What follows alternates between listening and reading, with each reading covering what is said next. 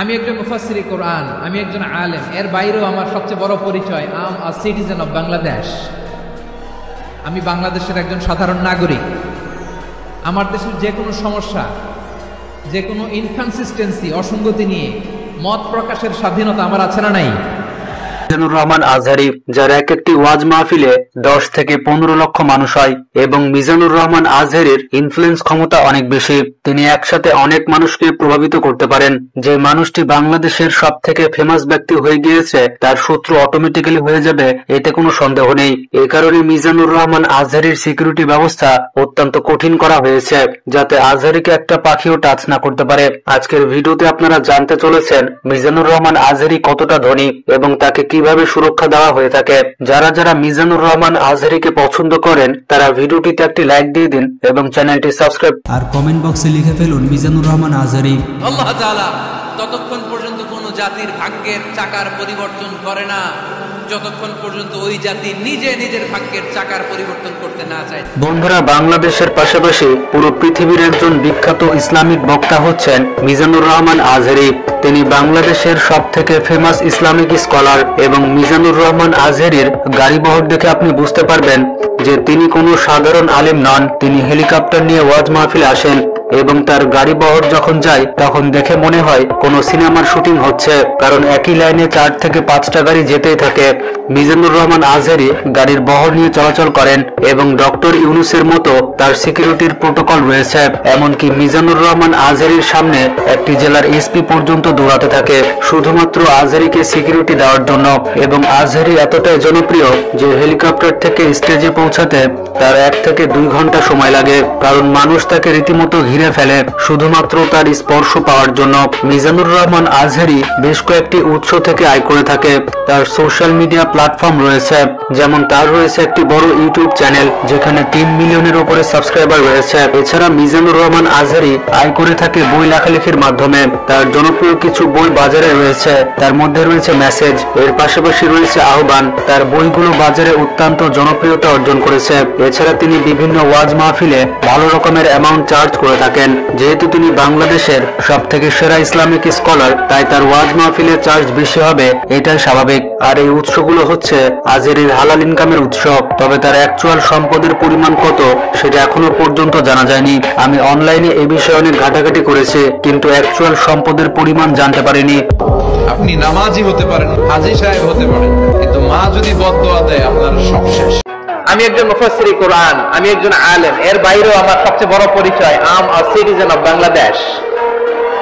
আমি বাংলাদেশের একজন সাধারণ নাগরিক। আমার দেশের যে কোনো সমস্যা, যে কোনো ইনকনসিস্টেন্সি, অসঙ্গতি নিয়ে মত প্রকাশের স্বাধীনতা আমার আছে না নাই? মিজানুর রহমান আজহারী আসলে কতটা ধনী, তিনি কত টাকার মালিক এবং ওয়াজ মাহফিল করতে তিনি কত টাকা পারিশ্রমিক নেন, তাছাড়া তার মাথা নষ্ট করা সিকিউরিটি ব্যবস্থা দেখলে আপনি অবাক হতে বাধ্য হবেন। বর্তমানে বাংলাদেশের সব থেকে সুরক্ষিত ব্যক্তিদের মধ্যে একজন হচ্ছে মিজানুর রহমান আজহারী, যার এক একটি ওয়াজ মাহফিলে 10 থেকে 15 লক্ষ মানুষ হয় এবং মিজানুর রহমান আজহারীর ইনফ্লুয়েন্স ক্ষমতা অনেক বেশি। তিনি একসাথে অনেক মানুষকে প্রভাবিত করতে পারেন। যে মানুষটি বাংলাদেশের সব থেকে ফেমাস ব্যক্তি হয়ে গিয়েছে, তার শত্রু অটোমেটিক্যালি হয়ে যাবে, এতে কোনো সন্দেহ নেই। এ কারণে মিজানুর রহমান আজহারীর সিকিউরিটি ব্যবস্থা অত্যন্ত কঠিন করা হয়েছে, যাতে আজহারীকে একটা পাখিও টাচ না করতে পারে। আজকের ভিডিওতে আপনারা জানতে চলেছেন মিজানুর রহমান আজহারী কতটা ধনী এবং তাকে কিভাবে সুরক্ষা দেওয়া হয়ে থাকে। যারা যারা মিজানুর রহমান আজহারীকে পছন্দ করেন, তারা ভিডিওটিতে একটি লাইক দিয়ে দিন এবং চ্যানেলটি সাবস্ক্রাইব করে ফেলুন। আর কমেন্ট বক্সে লিখে ফেলুন মিজানুর রহমান আজহারী। আল্লাহ তাআলা ততক্ষণ পর্যন্ত কোনো জাতির ভাগ্যের চাকার পরিবর্তন করে না যতক্ষণ পর্যন্ত ওই জাতি নিজে নিজের ভাগ্যের চাকার পরিবর্তন করতে না চায়। বন্ধুরা, বাংলাদেশের পাশাপাশি পুরো পৃথিবীর একজন বিখ্যাত ইসলামিক বক্তা হচ্ছেন মিজানুর রহমান আজহারী। তিনি বাংলাদেশের সব থেকে ফেমাস ইসলামিক স্কলার এবং মিজানুর রহমান আজহারীর গাড়িবহর দেখে আপনি বুঝতে পারবেন যে তিনি কোনো সাধারণ আলেম নন। তিনি হেলিকপ্টার নিয়ে ওয়াজ মাহফিলে আসেন এবং তার গাড়ি বহর যখন যায় তখন দেখে মনে হয় কোনো সিনেমার শুটিং হচ্ছে, কারণ একই লাইনে 4 থেকে 5টা গাড়ি যেতেই থাকে। মিজানুর রহমান আজহারী গাড়ির বহর নিয়ে চলাচল করেন এবং ডক্টর ইউনূসের মতো তার সিকিউরিটির প্রোটোকল রয়েছে। এমনকি মিজানুর রহমান আজহারীর সামনে একটি জেলার এসপি পর্যন্ত দৌড়াতে থাকে শুধুমাত্র আজহারীকে সিকিউরিটি দেওয়ার জন্য। এবং আজহারী এতটাই জনপ্রিয় যে হেলিকপ্টার থেকে স্টেজে পৌঁছাতে তার 1 থেকে 2 ঘন্টা সময় লাগে, কারণ মানুষ তাকে রীতিমতো ঘিরে ফেলে শুধুমাত্র তার স্পর্শ পাওয়ার জন্য। মিজানুর রহমান আজহারী বেশ কয়েকটি উৎস থেকে আয় করে থাকে। তার সোশ্যাল মিডিয়া প্ল্যাটফর্ম রয়েছে, যেমন তার রয়েছে একটি বড় ইউটিউব চ্যানেল যেখানে 10 মিলিয়নের উপরে সাবস্ক্রাইবার রয়েছে। এছাড়া মিজানুর রহমান আজহারী আয় করে থাকে বই লেখালেখির মাধ্যমে। তার জনপ্রিয় কিছু বই বাজারে রয়েছে, তার মধ্যে রয়েছে মেসেজ, এর পাশাপাশি রয়েছে আহ্বান। তার বইগুলো বাজারে অত্যন্ত জনপ্রিয়তা অর্জন করেছে। এছাড়া তিনি বিভিন্ন ওয়াজ মাহফিলে ভালো রকমের অ্যামাউন্ট চার্জ করে থাকেন। যেহেতু তিনি বাংলাদেশের সবথেকে সেরা ইসলামিক স্কলার, তাই তার ওয়াজ মাহফিলে চার্জ বেশি হবে, এটাই স্বাভাবিক। আর এই উৎসগুলো হচ্ছে আজহারীর হালাল ইনকামের উৎস। তবে তার অ্যাকচুয়াল সম্পদের পরিমাণ কত সেটা এখনো পর্যন্ত জানা যায়নি। আমি অনলাইনে এই বিষয়ে অনেক ঘাটাঘাটি করেছি, কিন্তু অ্যাকচুয়াল সম্পদের পরিমাণ জানতে পারিনি। আপনি নামাজি হতে পারেন, হাজী সাহেব হতে পারেন, মা যদি বদদোয়া দেয় আপনার সব শেষ।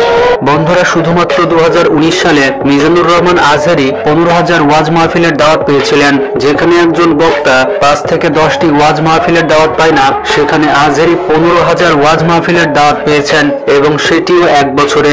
এই একটি কথার মাধ্যমে আপনি বুঝতে পেরেছেন আজহারী বাংলাদেশে কতটা জনপ্রিয়। তিনি বাংলাদেশে এতটাই পপুলার যে তার একটি ওয়াজ মাহফিলের জন্য রীতিমতো শিডিউল মেনটেন করতে হয়, এবং বাংলাদেশে বলতে গেলে তার 0 হেটার্স রয়েছে। আজহারী যেমন বাংলাতে সুভাষী, ঠিক তেমনি ইংরেজি এবং আরবিতেও দক্ষ। তো যাই হোক, তার সম্পূর্ণ নাম হচ্ছে ডক্টর মিজানুর রহমান। তবে তিনি মিশরের আজহার বিশ্ববিদ্যালয় থেকে পড়াশোনা করার কারণে তার নামের সাথে আজহারী যুক্ত করা হয়েছে। তবে বেশিরভাগ মানুষ তাকে মিজানুর বলে ডাকে। একটা নারীর দিকে চোখ করে যাওয়া এটা হারাম না, কিন্তু এই চোখ করার কারণে এটা জেনার দিকে নিয়ে যাবে, এজন্য এটাকেও হারাম করেছে কে? মুকদ্দামাতুল হারামে হারাম, এই নজরটা বড় খারাপ। আর নাজার সাহাবুল মাসমুমুন মিন সিহর। তিনি জন্মগ্রহণ করেছিলেন 1990 সালে। তো সেই হিসেবে তার বর্তমান বয়স হচ্ছে 34 বছর। তো যাই হোক, তার পেশা হচ্ছে তিনি একজন ইসলামিক বক্তা, এর পাশাপাশি প্রচারক এবং ধর্ম গবেষক। তিনি জন্মগ্রহণ করেছেন ঢাকার ড্যামরাতে, তবে তার গ্রামের বাসা হচ্ছে কুমিল্লাতে। বর্তমানে তিনি বিবাহিত। 2017 সালের দিকে তিনি বিবাহ বন্ধনে আবদ্ধ হন। তবে আজহারীর কতজন সন্তান রয়েছে এই নিয়ে বিতর্ক রয়েছে। তবে অনলাইনে আজহারীর সাথে তার মেয়ের ছবি দেখা গিয়েছে। বর্তমানে তিনি বাংলাদেশে ওয়াজ মাহফিলে দাপিয়ে বেড়াচ্ছেন। তার একটি ওয়াজ মাহফিলে 10 থেকে 15 লক্ষ মানুষের ভিড় হয়, মানে যেমনটা মুসলিমদের হজে ভিড় হয়ে থাকে। আল্লাহ, তুমি আমারে অনেকদিন ধরে সিঙ্গেল আছি, ডবল করে দাও, ডবল হয়ে যাবে। বন্ধুরা, ছোটবেলা থেকে আজহারী অনেক বুদ্ধিমান ছিলেন। 2004 সালে দাখিল বা আমরা যাকে এসএসসি সমমানের পরীক্ষা বলি, সেই পরীক্ষায় আজহারী জিপিএ 5 পেয়েছিলেন। এরপর 2006 সালে তিনি কামিল পাশ করেন। এই পরীক্ষায় আজহারী গোল্ডেন পেয়েছিল। এই পরীক্ষায় গোল্ডেন জিপিএ 5 পেয়ে আজহারী মাদ্রাসা শিক্ষা বোর্ডে ট্যালেন্টে জায়গা করে নেয়। 2007 সালে ইসলামিক ফাউন্ডেশন কর্তৃক মিশর সরকার শিক্ষাবৃত্তি পরীক্ষায় হাজার হাজার কওমি এবং মাদ্রাসা ছাত্রদের মধ্যে প্রথম স্থান অর্জন করে মিজানুর রহমান আজহারী। উনি কিন্তু আমার আব্বা, জানেন? এজন্য আব্বা আমার কাছ থেকে দোয়া চাইতে হবে।